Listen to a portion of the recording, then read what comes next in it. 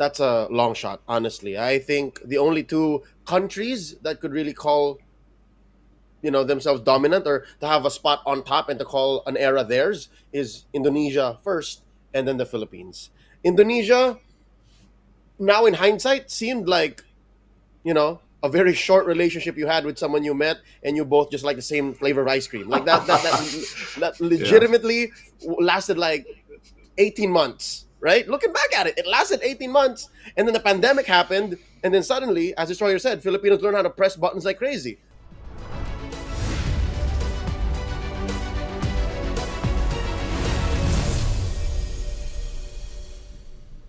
Hey guys, welcome to the MLBB Analysts. My name is Laphel, and I gotta say it's been a while since we've done one of this.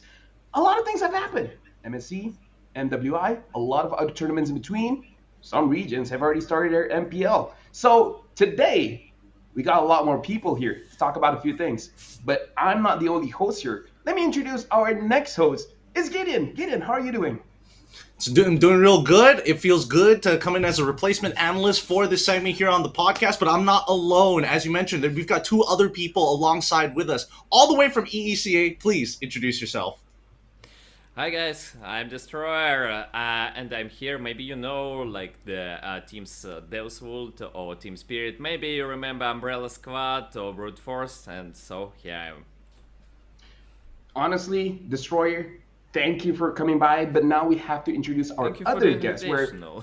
He's coming from a region that's like people don't talk about that much. It's I wouldn't say it's new, but some people talk about them, some people don't. We got someone from the Philippines here. Leo, how you feeling? Terima kasih for having me. Privyet moy bratya, Destroyer. Nice to see you. Mabuhay. Hello, how's everybody doing? I had so much fun the last time I was here. It was so nice. You got to get me twice. Let's talk about some MLBB Esports. Let's talk about it. And okay, let's rewind to talk about MSC, man, because what a big shift that was, right? Like MSC has been crazy, and I want to jump off the bat by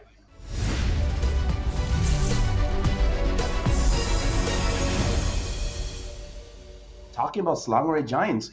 Their breakthroughs, they went to, I almost want to say the group of hell, because they went up against Fireflux and they almost lost that best of five, and they won that, and they were able to go to the grand finals and they become champions. Since like the host shouldn't talk that much, but Gideon, you're from Malaysia. How does that feel? I want to know your perspective. Hey man, it's not very often that we get to see Malaysia actually be in that top spot before. Obviously, it's very shocking to me to see Malaysia be in that type of position, but I think, more exciting yet, I think it begs the question, what exactly is going on with the rest of the MLBB competitive space, right? What happened to the long reign of the Philippines? What about some of the other regions and the other things that are happening at the same time? I feel like all of it is changing all at once. I don't know. That's just me. Honestly, I feel like we're going to touch on Philippines' dominance as well, because again, in MSC they're very strong. But MWI, we're going to talk about it a little bit later. So I want to ask the perspective of Destroyer, where you've been a caster for quite a while. You've seen teams go up and down in the international scene. Is it weird seeing a non-Philippine and Indonesia team being in the grand finals? In fact, Indonesia didn't even make it to the playoffs. Actually, we were super surprised. From the beginning, like we predicted to see you soon and Fnatic from the group, but actually there was a total domination of SRG.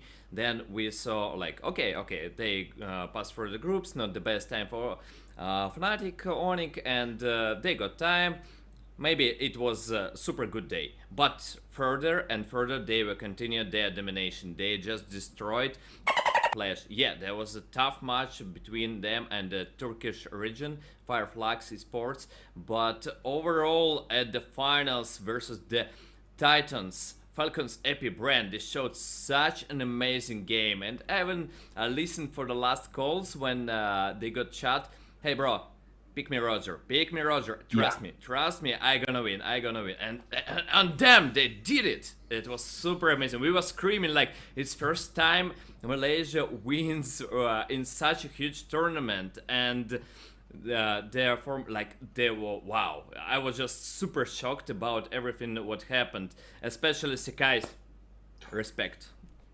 I mean, we got to give it to them, right? The boys did an amazing job, but I'm curious about the flip side of that because technically their opponents in the in the grand finals was going to be Falcons AP Bren and Leo. I know you're a very big fan of this team. It must be a little bittersweet because I know you like seeing uprising stars, but at the same time, you have your countrymen that you got to stand behind. Yeah, I think Laphel would know how happy I was for Yeah. Malaysia, for him at the moment, and for the scene, is because it'll get stagnant if the Philippines stays on top. And sure, I did predict that FCAP would win, but that Game 7 victory for SRG was just as sweet for me and for a lot of Filipinos because, again, as a fan of MLBB Esports, not just as a Filipino, you want to see these kinds of stories pull through. So, with that said, I would like to now approach it from a perspective of how long has it been? Like what, 2 months removed? Maybe just a little Mm-hmm. less, right? I what does this mean for M6? Because again, what this felt like for me was this is amazing. Oh my God, Malaysia for the first time in the history of the esport is number one. That's like walking on the moon level of monumental events, right?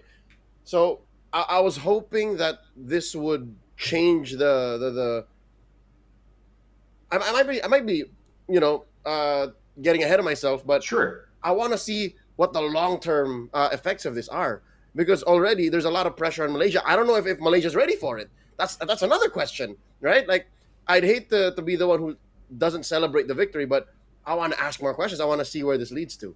No, honestly, I'm on board with you because I get it, right? We Here's the thing. I feel like there's an art to winning and then there's an art to losing as well. And Mm. this is one of the things that Malaysia rarely do we win. So there's an art to winning. They got to mature in that kind of sense because we've seen after MSC they're still a strong team. They just can't keep on winning because their win streak has been broken. Both Team Liquid as well as Falcon CB Brand were able to take down SRG. So it does show that yes, there is pressure and perhaps it does get to the boys. Now I want to give a little bit of a hot take here before we move on to the next topic, where I feel like this big shakeup in the whole scene, where we're seeing regions go up and down, it's because of the patch, right? Because I feel like when something big happens in the landscape of the game, it kind of puts everyone at the same baseline. And at that point, all the mechanics, like everyone is top tier, everyone is world class, right? At that point, it's all about the coaches, how they plan draft and how they're going to move around the map. And I don't know, kind of feel like Malaysia winning first time, you got lucky. If you win the second time, then you're good. I'm just throwing it out there because I want to ask Leo because we've shared the stage ever since M2. We've seen metas come and go. You know, healers, big tanks, jungle assassin, jungle tanks, blah blah blah. What do you feel? Do you feel like we're seeing the shakeup just because of the big change? I'd like to think it's a mixture of. I agree with you. Yes, 100%. The patch played a huge role, but I'd like to think it's less of just the patch or like all in because of the tides, because of the circumstance. I think it's also because of where the Filipino teams were at. And I think you can also say where the Indonesian teams were at because it's not fair to look at this as just a Malaysia versus the world or Malaysia versus the Philippine situation. Is because we wouldn't be here if Fnatic Onic did not fall out of groups. Imagine if Fnatic Onic were just as on point as Liquid PH and as FK. Imagine, right? That could have been it could have been a different picture in the knockouts, right? So I'd like to think you have to consider the format as well. You have to Oh yeah. consider the tournaments that led up to MSC, and I'd like to give it time. I want to be the one to jump on first and say, "Oh no, Malaysia's era's over. That's it. They were the one-time champion. That's it." No, I'd like to think maybe maybe this opens up the idea to not just Malaysia but to all the other regions as well, that maybe if you strike at the right moment, maybe you can win the big one. That's actually kind of interesting that you Can, bring that up. can I add Sorry. one thing? Can I Yeah. add one thing? Actually, when you're speaking like the Malaysia, we need to see on the long term. Yeah, but they actually, if we speak about Snapdragon, they won Falcon CP brand on the upper bracket, and they played a tough match with the Team Liquid, and yeah, they lost on the lower bracket, but still it was tough for the Filipino guys. So I would like to say we need to see, of course, but still it looks like there are new giants on our scene. I mean, of course, we got new giants on the scene. It's great to see that somebody else is reaching that horizon of professional play. I'm actually curious because I saw you make a bit of a face at Laphel earlier when he made that comment about like you gotta win the tournament twice before you're confirmed to be champions. I wanna get your opinion on that because I know in EECA you guys generally have one dominant force for a good period of time. Do you agree with that? Whether it's like, oh, you gotta win the tournament twice, or to truly believe that you are the best team, you gotta do it more than at least once. Absolutely, absolutely. We got the problem, or maybe it's good one because other teams want to reach the skies.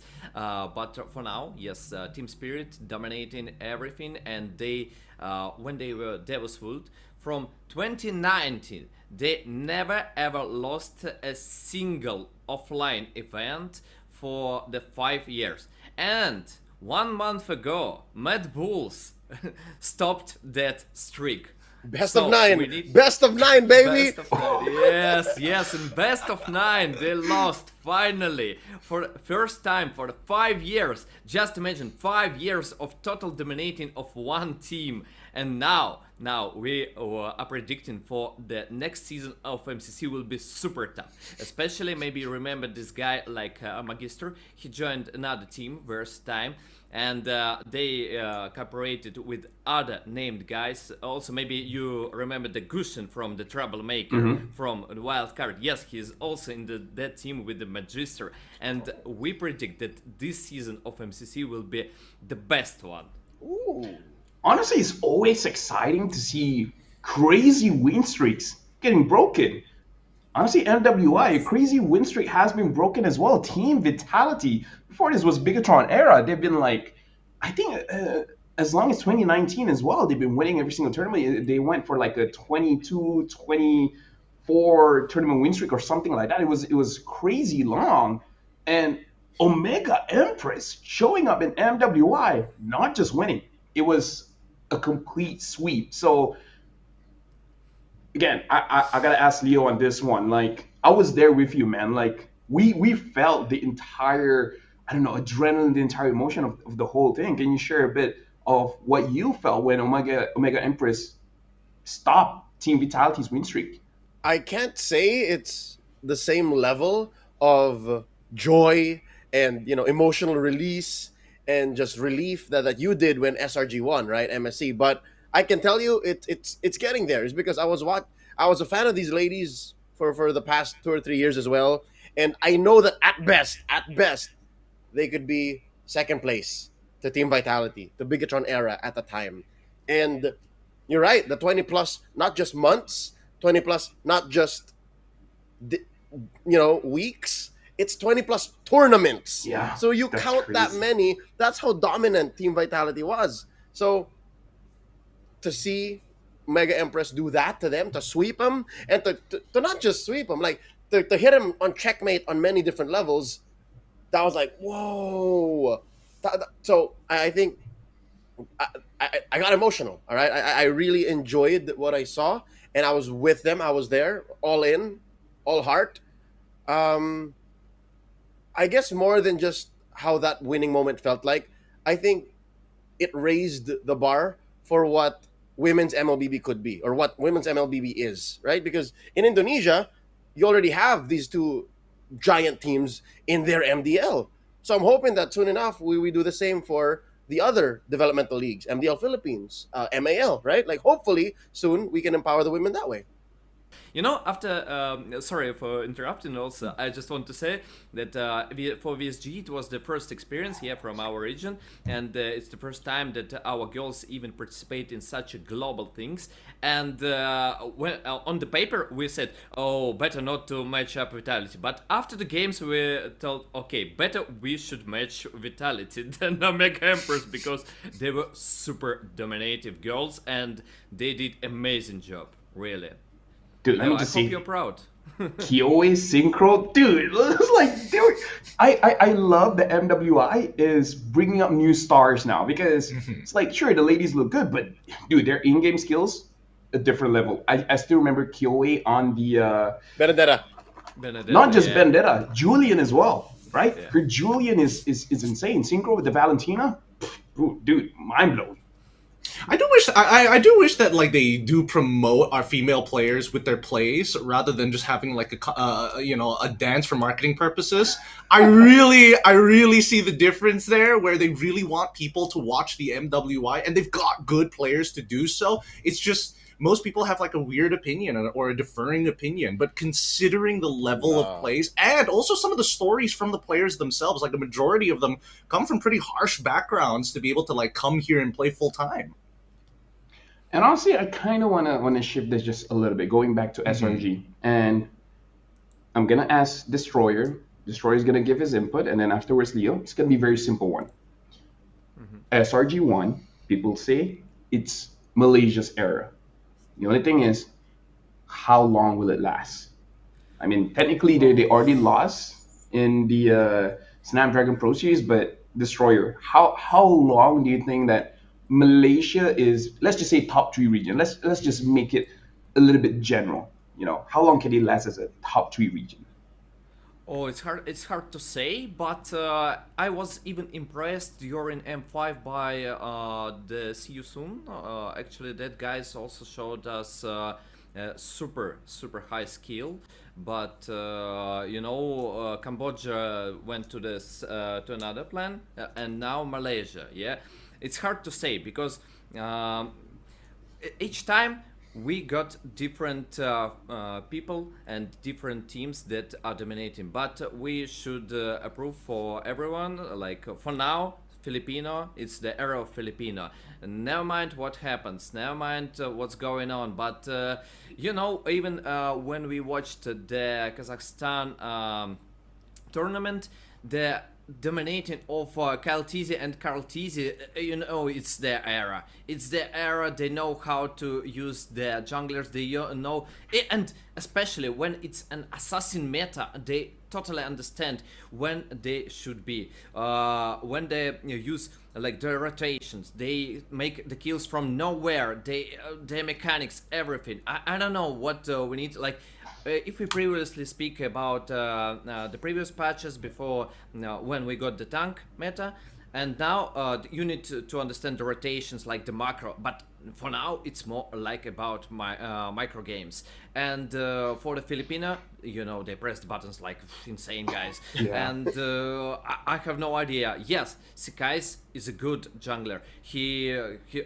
I was impressed by his plays. I was impressed not only by him but also by Diablo. Yeah, actually, Diablo is one of my favorite players. Also, but Shout out Diablo. but his explainer. And if we speak about junglers, Sikais really impressed me.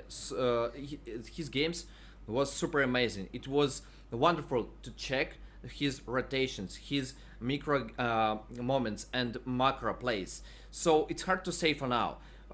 From my perspective, I see what's happening now, and I think Indonesia has less chances actually. For now, maybe because of meta, maybe they need time to adapt. We all understand that, like Fnatic Onyx, especially with Kari, he knows how to play assassins, but maybe other team need to adapt some time. As for now, I believe they got potential to top 3, top 4 as a region. I mean, SRG for the upcoming M6.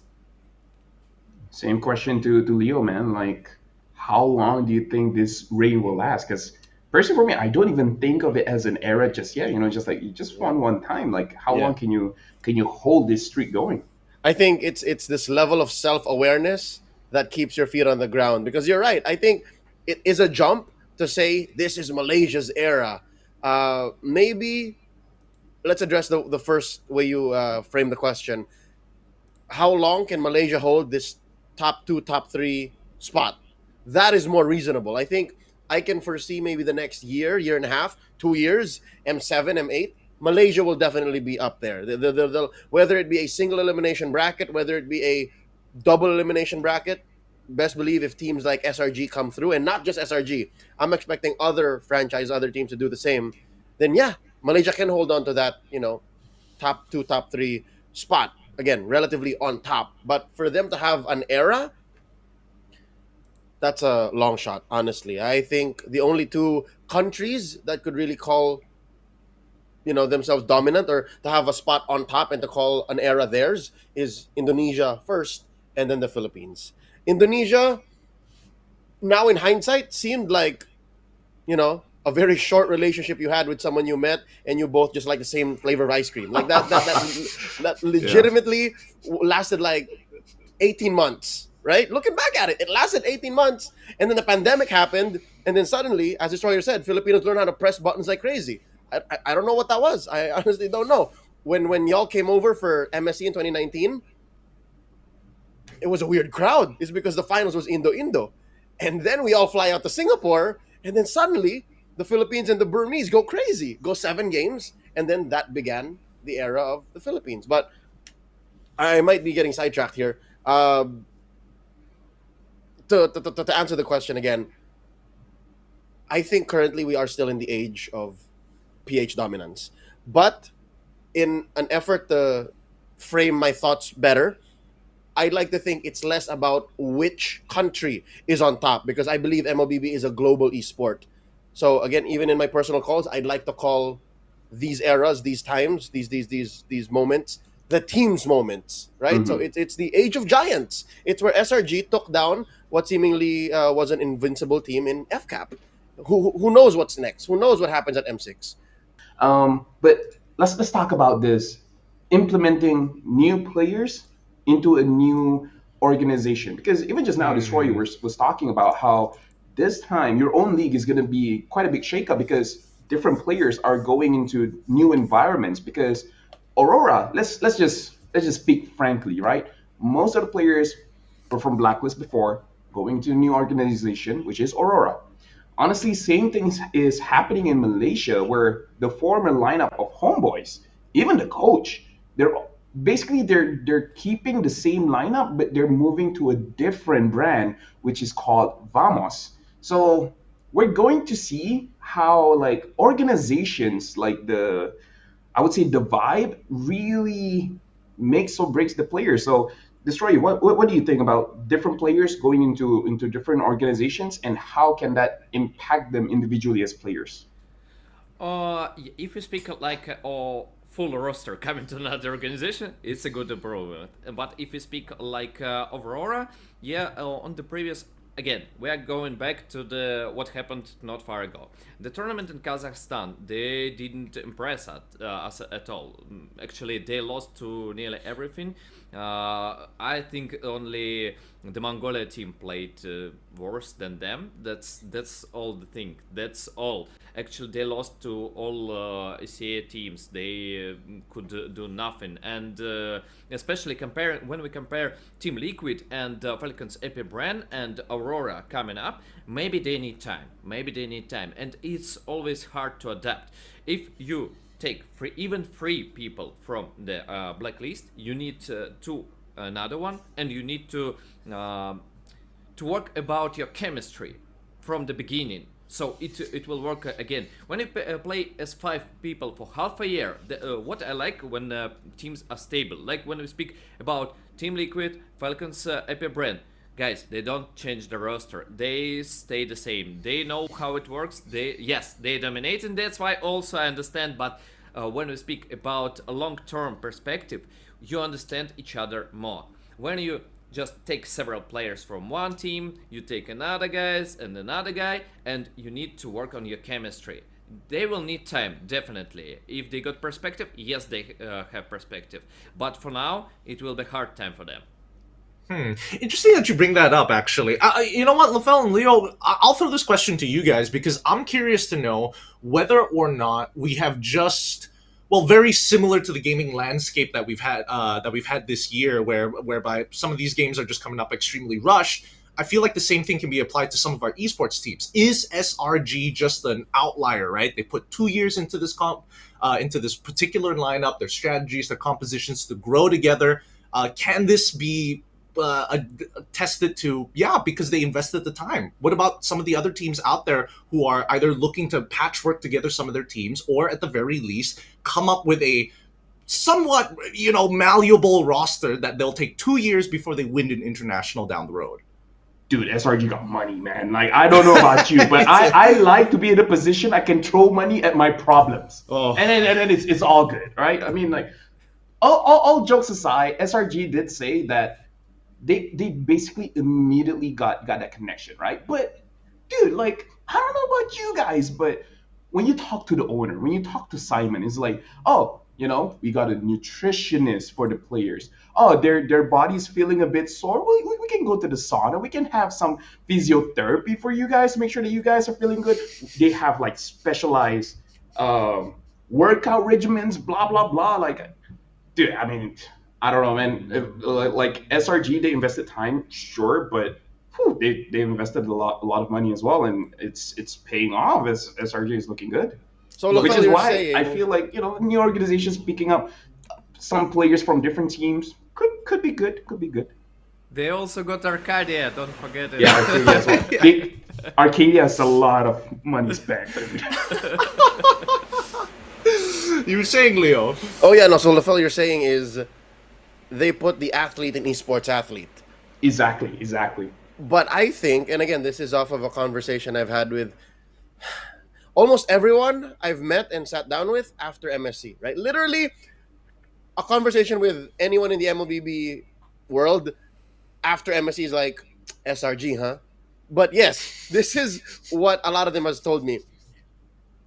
If in Laphel's eyes they put the athlete in esports athlete, I think SRG just esported the hell out of everyone up until that point.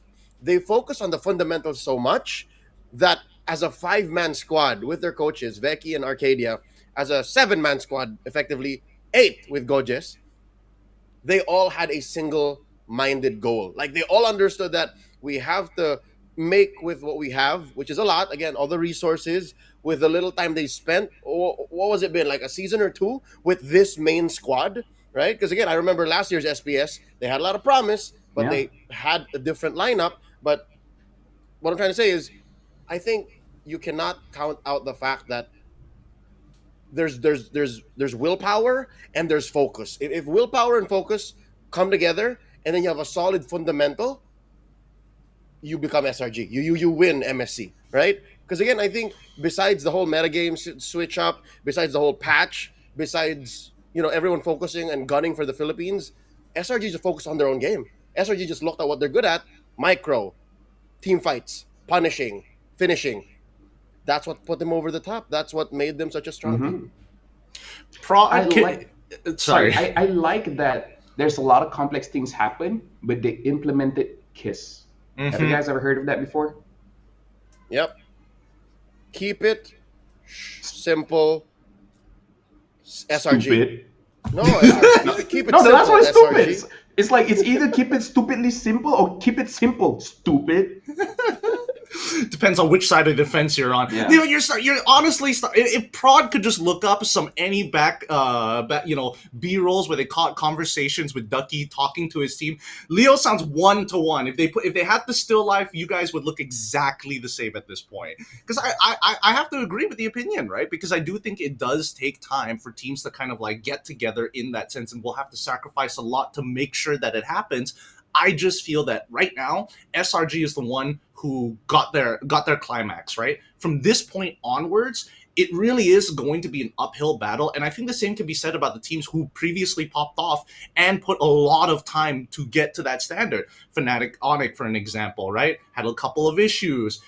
Even with Kyrie in it, Kyrie is doing so much for the team. Now they've got different issues after they've won. Even for FCAP as well. It took a long lose streak before they got to their win streak, and they invested at least 2 years of their life to eventually become world champions. So I think right now we should be looking at teams who have been investing a lot of time in their very small roster for the past 2 years as such, and maybe we can make a prediction for M6. Honestly, like, okay, for Destroy and Leo, I want to adjust the conversation a little bit because we're starting to see a trend, right? Where teams are actually investing in younger players. I think recently in MPL Indonesia, they basically get a lot of the MDL players and then move up to the MPL.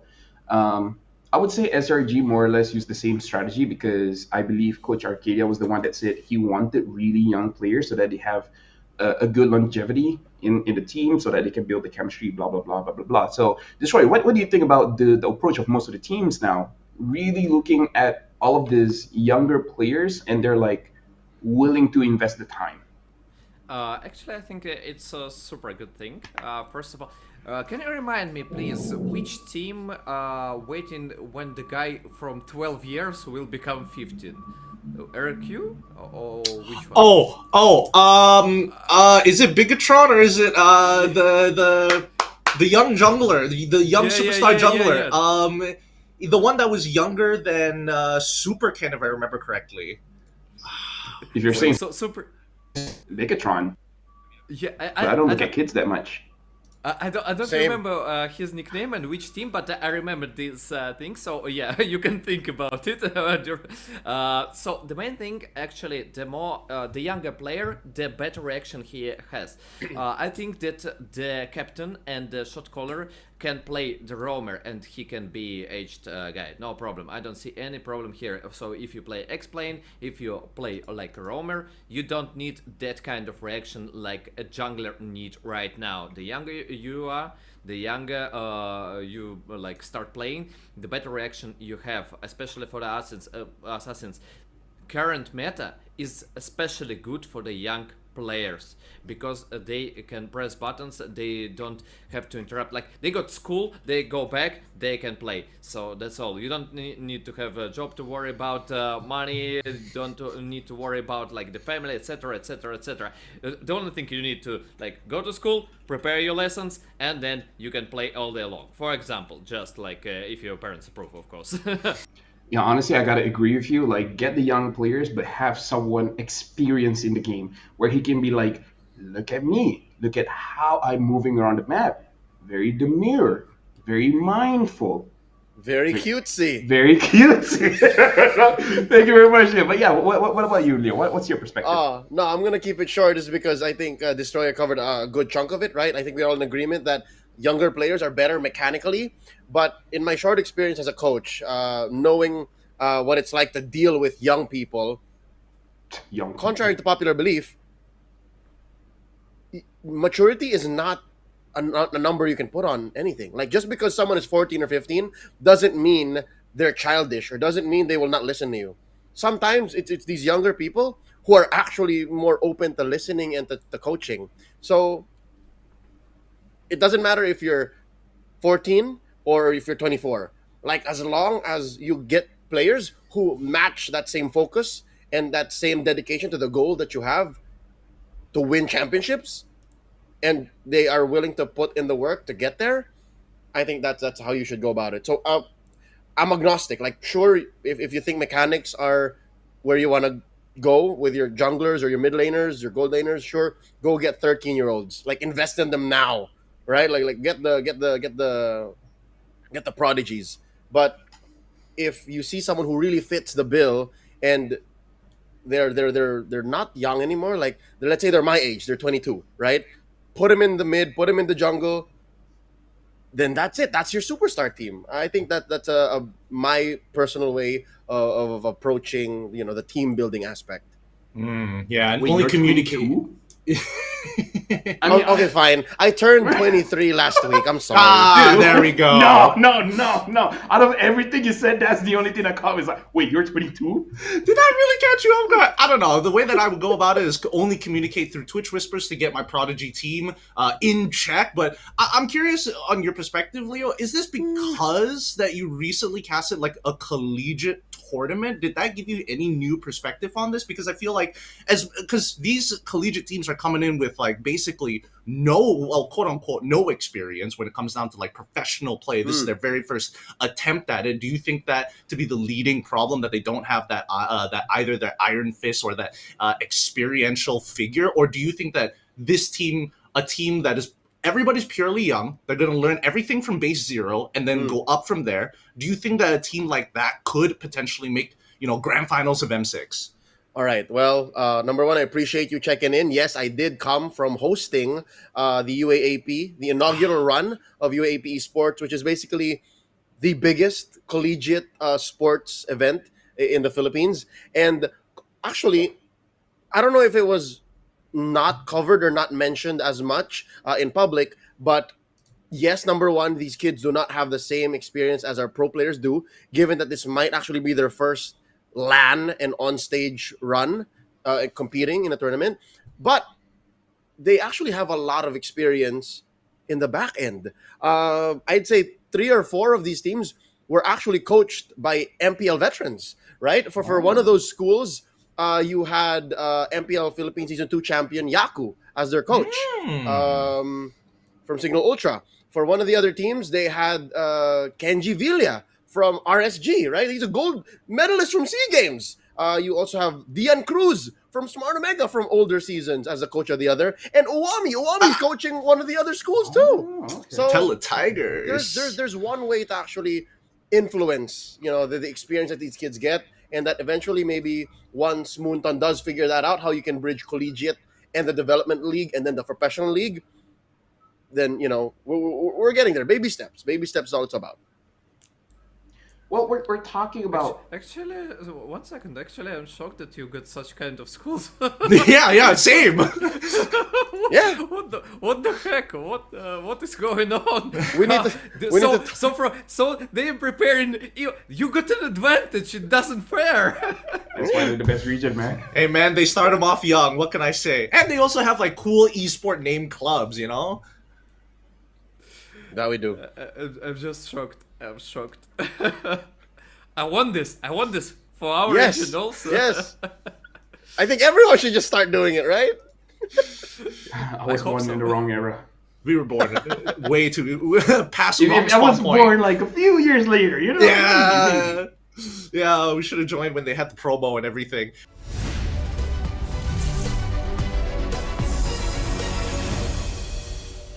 But speaking of which, all of these young players coming in, all of these young players looking to like be part of the MPL eventually one day, or set themselves up for that in the future. Let's talk about some of the interesting things that have been going around the world. One of which, some of the crazy transfer windows happening in MPL Indonesia. I know that a lot of their MDL players are getting bumped up, and I know we talked about this beforehand, but you guys were talking about how to build that super team. Do you think that some of these transfers are just a band-aid to the problem, or are they looking to invest for the future? Oh, I think especially for the teams, I don't remember if it was in Indonesia, as I remember it was Evas.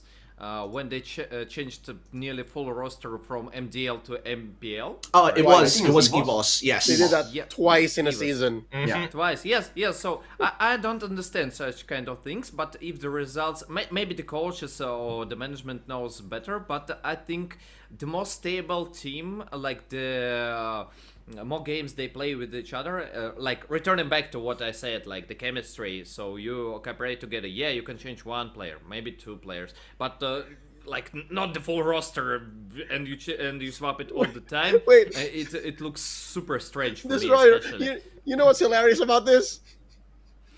What? Yes, EVOS is guilty as charged. They did switch up rosters completely twice in season 13, and you know what it resulted to? They You can went to finish. MSC. Yes, I know. I know this. I know this. But actually, it's super strange. It can work in a short term, yes, but not on long term. Especially a good example I got. You remember Mad Bulls, right, Leo? Yes. From yes. So actually, I love Mad they Bulls. they played like they changed their tags like million times. They were Control Leagues, Black Lotus. They were One Sword. They were okay. They were like everything. They got super a lot of names, but the roster was not changing. We don't have like MPL, MDL, but in previous years we got like. Minor and major, not minor major, like the pro league and amateur league. Yeah, I'll compare it like this. So they played in amateur league. They never stop play with each other, and they continue. They were growing year by year, and now you see what the result. Long term. What I am talking about. It's like I got a good example. They played for 4 years together, and yeah, they got changes. Sometimes one player can, but now they went back to nearly what they started. Only one player changed, and they are again together, and they're beating Team Spirit, the dominating team in our region, especially in offline finals, in best of 9. Come on. Yep. And Leo, I gotta say, personally for me, I feel like for the EVOS situation, I think they're an exception to the rule.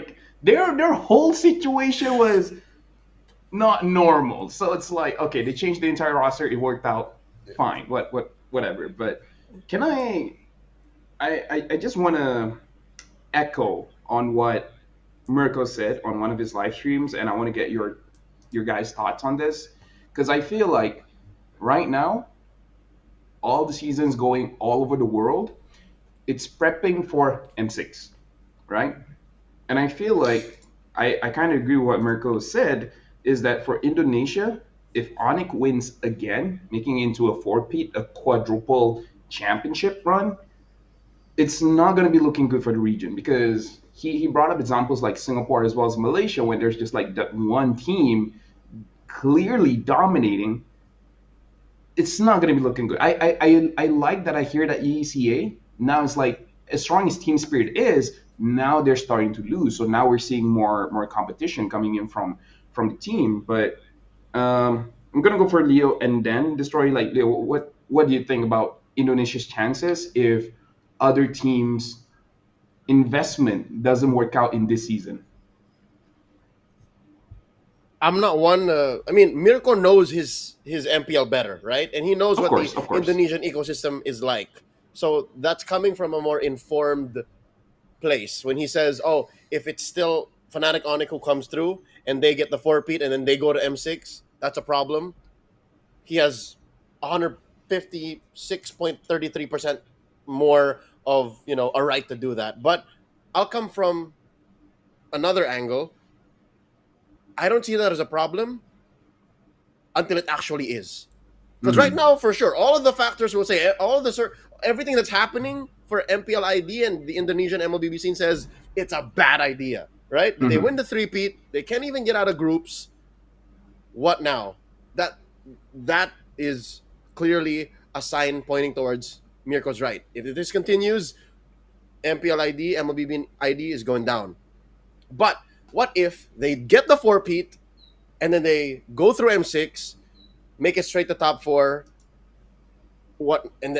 Is that still a bad idea? Is that still bad? Right? Like, what if they win? What if they win M6?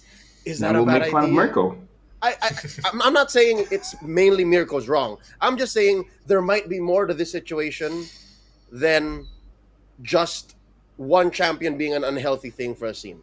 What if it was close? What if, yes, it's a four-peat, but in the grand finals, it's a 4-3, and each match is like 45 minutes? Right? What if it's so close that it doesn't even matter that it's actually Fnatic Onyx who wins again? No, So, I agree. I agree. That's where I'm coming from. I would like to see someone else win, but if Fnatic Onyx work hard enough and put themselves through and earn that four-peat, then by all means, I think Indonesia should really get behind the four-peat and support their team either way. Of course, you're gonna support your team from your region. I mean, yeah. Anyway, Mm, when you are watching like a viewer, okay, you lost already in your region, but you're still gonna support.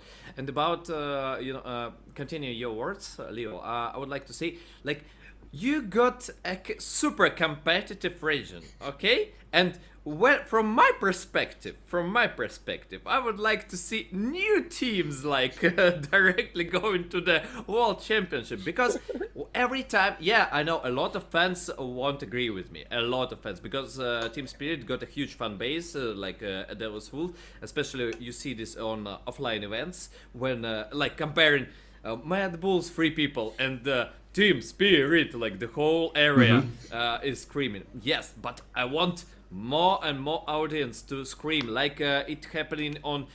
I can compare with I was on M5, and I remember when like every team were coming like when Epibrain came like Blacklist, every time the whole area is screaming and shouting, and I want this kind of support in ISEA region also. That's the only thing why I want other teams to win.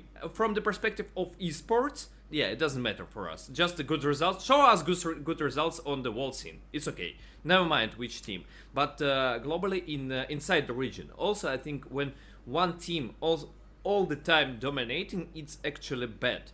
Other teams don't understand how to win. And actually, for our region, it was good that one time Mad Bulls won. Because now other teams see, okay, Team Spirit is not unbeatable team. We can win them. We can do our best, and we can try better. So from the perspective when another team wins, for like when they lose, when they beat the streak. I mean, when they beat the streak for several years, it's a good chance for others. They inspire themselves. They understand. Okay, we can go. We can move. Others did it. Why can't we? So I think from this perspective, it's better. But globally, if they go to the World Championship, it doesn't matter. It's just we need the good results, like as you need. Fun fact, recently, I've just seen that Team Vitality and Falcons Vega recently joined the MDL ID Season 10. So congratulations to both the female teams and the organizations joining in the big leagues here, or maybe even getting to an MPL slot one day. But I'm curious to ask our analysts here, because both of these teams technically were obtained by bigger organizations thanks to EWC, the Esports World Cup, right? Do you think that the collaborations between these, outside Southeast Asian organizations are also going to end, or is it worth just holding on to these teams? What do you mean gonna end? Okay, Leo, go. Yeah, what does that mean gonna end? Like you think where we're gonna stop acquiring, or do you think? I 'Cause I personally think that there is a duration. There is going to be a duration unless they really wanted, these organizations really wanted to get their fingers and extend their esports arm deeper into Southeast Asia. Then sure, they probably would obtain the teams. But for some of these smaller teams, I don't know, because I'm not looking at just MLBB. I'm looking outside of MLBB as well. There's a whole bunch of teams that were obtained by some of these bigger organizations. So to me, it makes sense business-wise that, like, I don't need this many teams, do I?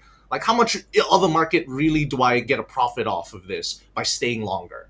I think for other smaller esports, maybe it will have a shorter duration. Maybe it's like a 6 month or a year contract, and then they'll whatever, like let these teams do their own thing again.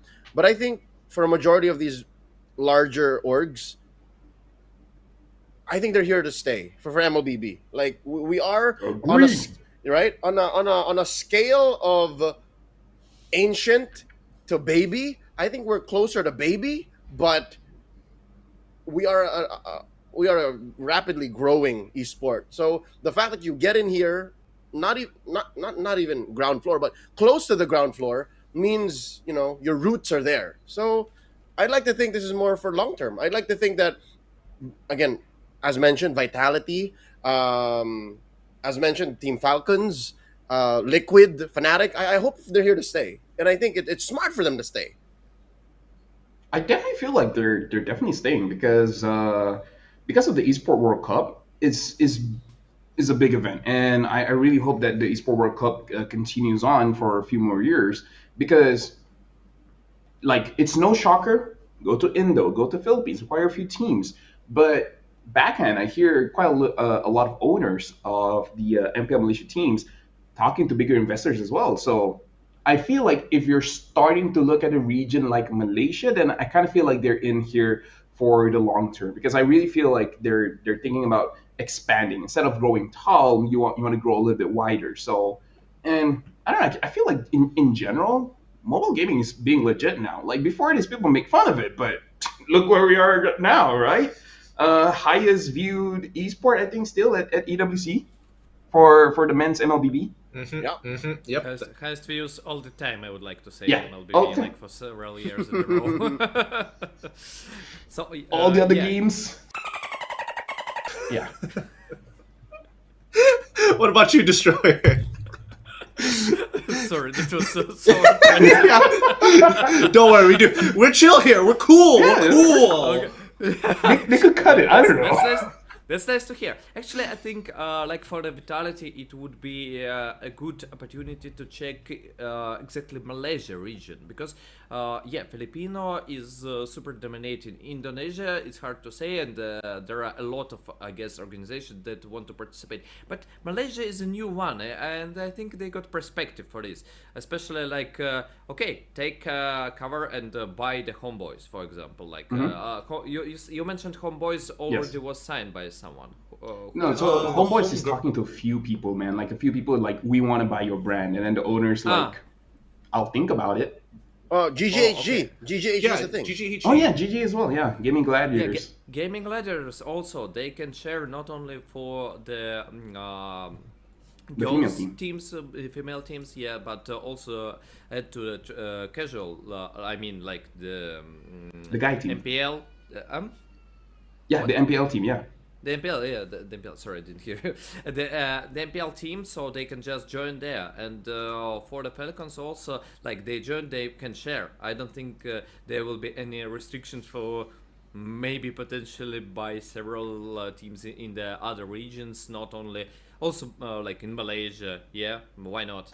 So I think it's a good opportunity. Even ESEA region, the more professional teams are coming. Not far ago, we also, maybe you know this organization, I'm not sure, it's mainly in ESEA, but still, Force Esports, maybe you know about it. They were popular in another game like several years ago, and now they're coming to our region. They also signed one team. We got Team Spirit, we got Brute Force, also already like 3 professional organizations that came here. And if we speak about Indonesia, if we speak about Filipino, if we speak about Malaysia, I think there are more perspective for this. Yeah, maybe it's not that cheap, definitely, but if you want the results, if you want to show your brand, yeah, it's a good opportunity. And I think more and more different orgs will come. Yeah. Honestly, like I don't want to say I feel like we've touched on a lot of different topics here. Thank you very much, Destroy, as well as Leo. So, you know what? I think I'm gonna close the show here. But before I close it off, Destroyer, do you have any final words to all the fans watching the MLBB Analyst Desk? Can I speak in Russian? You know what? We understand Russian. Go ahead. Давай. Всем спасибо за просмотр, всем хорошего настроения, спасибо большое, что пригласили. Thanks everyone, guys. Leo, do you want to speak in Tagalog? No, I'm okay. I'm sure whoever's watching this can fully speak English anyways. So thank you everyone for being a huge fan of MLBB Esports, and thanks for watching the Analyst Desk. Now you put me on the spot, all right? And after he spoke Russian, I have to speak Tagalog. Maraming salamat po. There it is. For me, if you guys have pets, make sure you guys take good care of your pets. Dogs, cats, squirrels, really doesn't matter. Make sure when you leave your room, close the lights, close the fan, the air conditioning, because electric bills can be very expensive. As well as make sure you take care of your diet. Is very important. Now I'm gonna be speaking Malay. Rasa macam ramai orang Malaysia yang tengok juga MLBB punya analyst desk ni. So, terima kasih tengok and rasa pelik gila cakap bahasa Melayu. Okay, there you go. Now Gideon. Why'd you have to be so weird about it? Why'd you have to be so weird about it? But If yeah, only they understood what I said. If only they understood. Well, guys, that's going to be it for us to wrap up here at the Analyst Desk. My name is Gideon. This is Laphel. My final words is there are worse things in the world out there than playing MLBB, like gambling, so don't do it. We're going to be wrapping it up here at the Analyst Desk. Thank you so much for watching. We'll catch you on the next episode. That's going to be episode 5. We'll see you then.